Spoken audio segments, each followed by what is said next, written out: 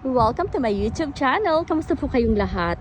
I-flex ko lang sa inyo dito po sa aming community.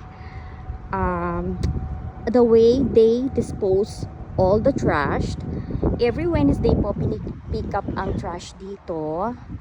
At tingnan niyo, meron black na trash bin at meron pong blue na trash bin. So meaning yung pong blue na trash bin are for the recycled materials, katulad po ng mga plastic, cardboard, papers. So anything na pwedeng i-recycle, yan nakalagay sa blue na trash bin.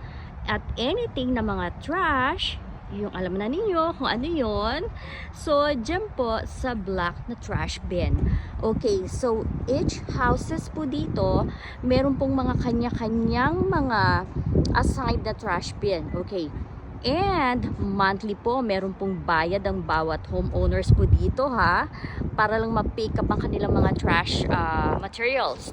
Okay, so each houses, yung iba hindi pa nga nilalabas actually, kasi every Wednesday morning pinipick up na po ang mga trash dito. Okay, so yung ibang mga bahay dito siguro wala pa sila sa bahay nila, yung mga homeowners wala pa, so probably mamaya pa nila ilalabas ang kanilang mga trash can. At yan lang po, na-share ko lang sa inyo. At ayun nga, gusto ko lang ipakita sa inyo na bawat isa rito ay may naka-assign na trash can. Hindi pwedeng basta-basta ka na lang kukuha ng mga trash can dyan, kasi meron po yung mga serial number. Okay, so sana po ay nakapagbigay ako ng konting information sa inyo about our community. So yun lamang po, at maraming salamat sa panonood. Thank you guys for watching. See you guys later.